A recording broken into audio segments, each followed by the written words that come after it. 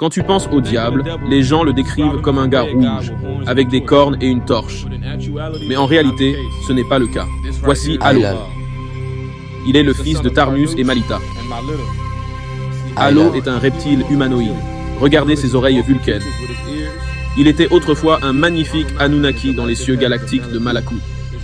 Sa position élevée, sa beauté, son intelligence et son pouvoir, ça venait de son orgueil. Halo, c'était l'un des êtres les plus sages de l'univers. On dit ici qu'il était rusé, trompeur, mais sage. Il était parfait en beauté et le père de la vanité. Les événements l'ont mené à agir selon sa vraie nature. Il est devenu rebelle. Il était tellement fier de sa gloire qu'il a oublié que c'était un cadeau. Halo n'était pas seulement jaloux de Michael, ce connard était jaloux d'Anu. Halo voulait prendre le trône de tous les fils d'Anu et devenir le Très-Haut. Rien que d'y penser, c'est désagréable. Remarquez, Halo a travaillé dur pour obtenir sa position dans les cieux galactiques. Tout comme son père, il voulait devenir le grand aîné suprême. Ce type était avide de pouvoir. Quiconque a des objectifs similaires à ceux de Halo, quant à vouloir devenir un être supérieur, il leur dira « Oh non, non, etc. Ça va être moi, pas toi. Je vais être lui. » Vous voyez ce que je veux dire? Ce qui a déclenché Halo, c'est la création d'Adam. Halo a découvert qu'Adam allait être plus jeune que lui et plus puissant que lui. Et ça a vraiment déclenché Halo. Ça l'a mis sur un chemin sombre. Parce que dans la plupart des cas, avec ces êtres, les plus âgés sont les plus puissants, mais il allait être plus jeune et puissant. Halo avait l'impression qu'Adam allait grandir et le défier.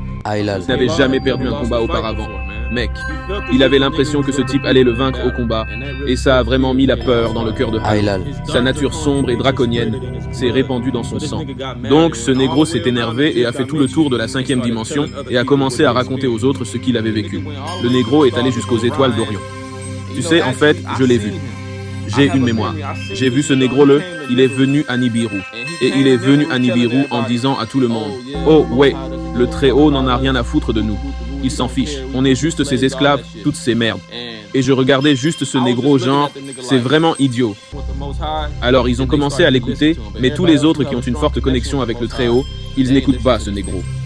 Tu vois, même les 24 aînés ont essayé d'arrêter Halo, mec. Ils ont essayé de lui parler, mais le négro ne voulait tout simplement pas écouter mon frère. Alors ils ont fini par être obligés de le combattre, et il n'a pas été le même depuis. Le négro a finalement été chassé à cause de tous les problèmes qu'il a causés. Je n'ai pas pu faire tenir toute l'histoire dans cette vidéo de 3 minutes. Alors, regarde le chapitre 10 dans les tablettes saintes, et oui, vous pouvez l'appeler Satan, en gros,